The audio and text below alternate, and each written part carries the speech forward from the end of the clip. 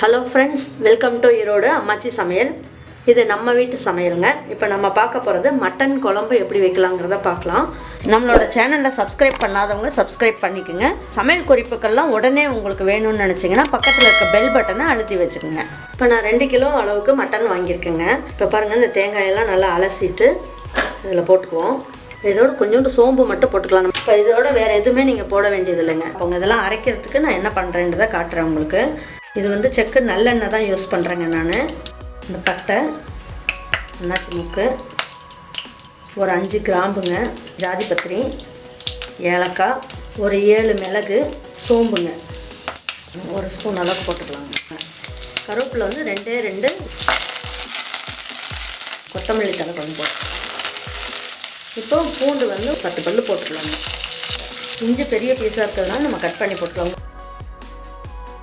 இந்த இஞ்சி பூண்டு வந்து கொஞ்சம் நல்லா வணங்கிடணுங்க.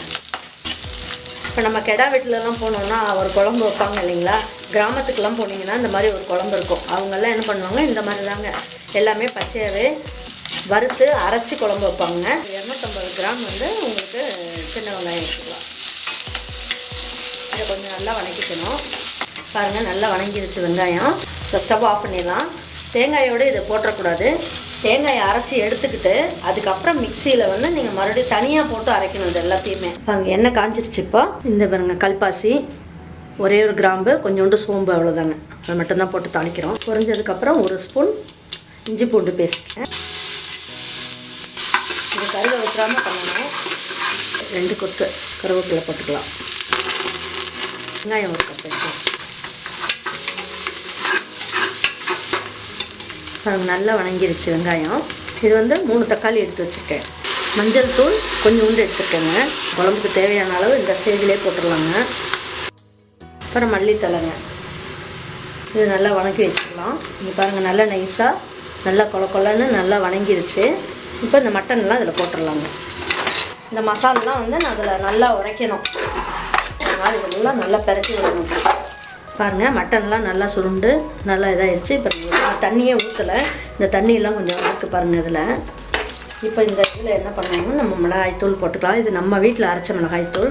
2.25 கரண்டி எடுத்துக்கோங்க. இதை இந்த பச்சை வாசம் போகிற அளவுக்கு கொஞ்சம் வந்து வணக்கிக்கலாம். பாருங்கள், இப்போ நான் இந்த மல்லி இந்த இதெல்லாம் வச்சுருந்தேன் இல்லைங்களா, வெறும் மல்லி இந்த இதெல்லாம் வணக்கி வச்சுருந்தேன், வெங்காயம் இதெல்லாம் பாருங்கள் எவ்வளோ நைஸாகிடுச்சு. பாருங்கள், நல்லா நைஸாக அரைச்சிச்சு. இப்போ நீங்கள் என்ன பண்ணுறீங்க, இப்போ இதோட வந்து நம்ம தேங்காய் அரைச்சி வச்சுருந்தோம் இல்லைங்களா, அதையும் ஒன்றா போட்டு அரைச்சிக்கலாங்க. இங்கே இந்த மிளகாய் தூள்லாம் போட்டோம் இல்லைங்களா, அதெல்லாம் நல்லா வணங்கிருச்சு. மட்டனோடு சேர்ந்து எல்லாம் ஒன்றா சேர்ந்து நல்லா வணங்கிருச்சு. அதனால் உப்பு காரம் எல்லாமே இந்த மட்டனில் பிடிச்சிருக்கோம். இப்போ என்ன பண்ண போகிறீங்க, இந்த மிக்சியிலேருந்து இது எல்லாத்தையும் நல்லா நைஸாக அரைச்சிருச்சுங்க. ஏன் நான் வந்து இப்போ வந்து இந்த தேங்காய் இதெல்லாம் போட சொல்கிறேன்னு பார்த்தீங்கன்னா, அந்த சாந்தெல்லாம் உள்ளே இறங்கிருக்கு. அதுக்காக நான் இந்த ஸ்டேஜில் வந்து நான் போட்டு எல்லாத்தையும் வணக்கிறேன். நம்ம தேவையான அளவுக்கு தண்ணி ஊற்றிக்கலாங்க. இப்போ உங்களுக்கு உப்பு தேவைன்னா மட்டும் நீங்கள் அதுக்கப்புறம் பார்த்துட்டு போட்டுக்குங்க.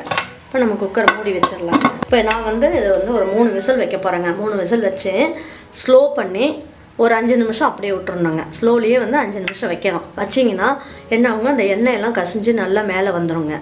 இப்போ நம்ம எடுத்து பார்க்கலாம் குழம்பு எப்படி எந்த அளவுக்குள்ள இருக்குது அப்படின்ட்டு. பாருங்கள், எண்ணெயெல்லாம் நல்லா கசிஞ்சு நல்லா மேலே வந்துருச்சு. பாருங்கள், மட்டன்லாம் நல்லா வெந்துருச்சு. மட்டன்லாம் நல்லா வெந்து நல்லா சாஃப்ட் ஆகிடுச்சுங்க. குழம்பு நல்லா ரெடி ஆகிடுச்சு. இது ஒரு 15 பேர் தாராளமாக சாப்பிட்லாங்க. இது ரொம்ப சூப்பராக இருக்குங்க. உங்கள் வீட்டில் வச்சு பாருங்கள். செஞ்சு பார்த்துட்டு உங்களுக்கு பிடிச்சிருந்ததுன்னா லைக் பண்ணுங்கள், ஷேர் பண்ணுங்கள், சப்ஸ்கிரைப் பண்ணுங்கள்.